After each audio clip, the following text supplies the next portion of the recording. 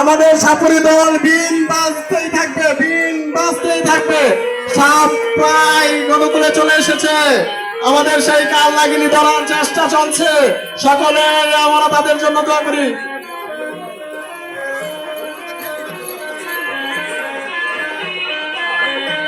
বিন বাজুক, বিন বাজাও। সাপ দুর্বল হয়ে যাচ্ছে, আস্তে আস্তে সাপ দুর্বল হয়ে যাচ্ছে।